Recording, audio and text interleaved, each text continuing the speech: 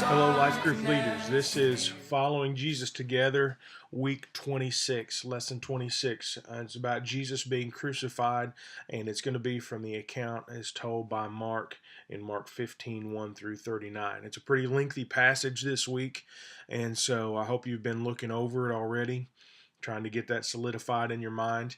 I can't remember if I mentioned this last week or not, but if I did not, I just want to remind you that whenever you're telling the story each week, make sure you don't try to say it verbatim. You don't try to memorize it and then just quote it back to people.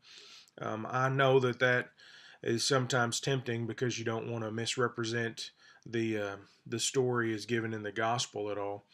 But I want you to think about the fact that we're trying to create a reproducible discipleship process. And sometimes, if we just memorize the story and then recite it back to them, people will think, oh my goodness, there's no way I can do that. And so they'll feel ill equipped to then step up at a later time and take that and tell the story as well. Um, in regard to that, I want to ask you the question, how are you equipping those potential leaders in your groups to step up? I think one of the ways that you can do that is by allowing them to tell the story. If there's somebody in your group that you think, boy, this person could be a co facilitator one day or even a facilitator, go ahead and let them be involved in the process of telling the story. Because the idea is that you're going to tell that story, or somebody's going to tell that story in your group, and then you will go back to the scripture and read it over again and see if there was anything left out, anything that was added to it that wasn't in the story. Um, but sorry, I just got distracted by text. Um, but if you tell them just to memorize it and recite it back, you're almost reading the story twice straight from the scriptures. What you want to do is tell that story to them, let them engage in the scriptures, and that way they can be diving into it for themselves and helping you in that process. But anyway, allow somebody to step up and tell the story in the group. Also, I want to encourage you, if there is somebody in your group that you think would be a good co-facilitator or facilitator, meet with them outside of the group. Um, there may be different kinds of groups that branch off from these. There may be men's groups or women's groups, or maybe it's another co-ed group. That's what most of them are right now. But in the future there may be people that just say, I can only do it at this time, and I can only meet with guys, or I can only meet with ladies, and obviously those are gender specific um, as far as the leader goes as well. But meet with them outside the group and begin to train them and invest in them.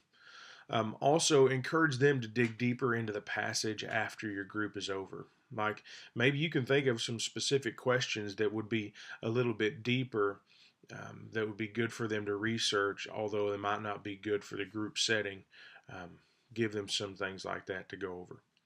As far as the life application questions this week, the first two are pretty general. They're not hitting us something specific, but I do think they leave much room for very good discussion. If you had been in this story, which person do you think you would be and why? Okay, there's a myriad of people in that group, and obviously nobody wants to be the Jews crying out, crucify him. But there may be somebody that they identify with that because they have gone along with the crowd in previous times.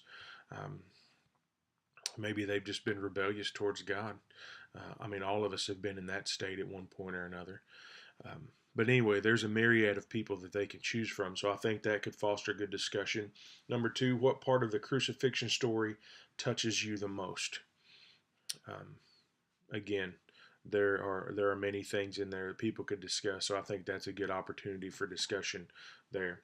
The last one is not really a question. It's care for people even when you are suffering, and it references the dying thief and Jesus' mother. Well, neither one of those are specifically addressed in Mark's account of the crucifixion, and so you'll probably need to go and look at some other accounts in the Gospels of where that takes place. maybe maybe you could rephrase that as a question. How are you to care for people even when you are suffering? And then you could reference those other two stories in the midst of that discussion. But anyway, those are just three things that you might want to look at as far as the life application questions this week. Um, and then I believe the discipleship tips are extremely important because this is what you're trying to get them to do, is to live out what they say they believe. That's the goal for all of us who are believers. And so, um, how are you living out your teaching? Believe so strongly what you teach that you turn the other cheek when hit. Now, the second bullet point there, I think maybe whenever they were typing this out that they forgot to complete their thought. Do not resist evil against. And so I don't know where that's going there. Maybe you could fill in the blank. And then lastly, what does it mean to you to be crucified with Christ? I think that's a great question.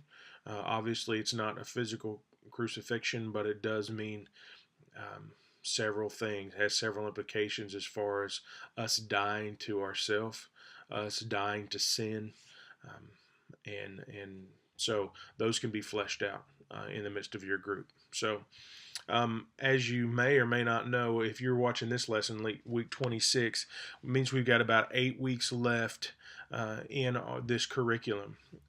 I believe I've found another one that would be good for us to go through. So I'm going to be sharing that with you hopefully next week, and we can begin to prepare, and we'll probably get together as a group before that time so that we can discuss things regarding that new curriculum. So I hope you have another great week in life groups. I know some of you are just got started maybe this week. So have a great time, and I encourage you to invest in these, invest in people, and let's see what God will do making disciples who make disciples. Thanks.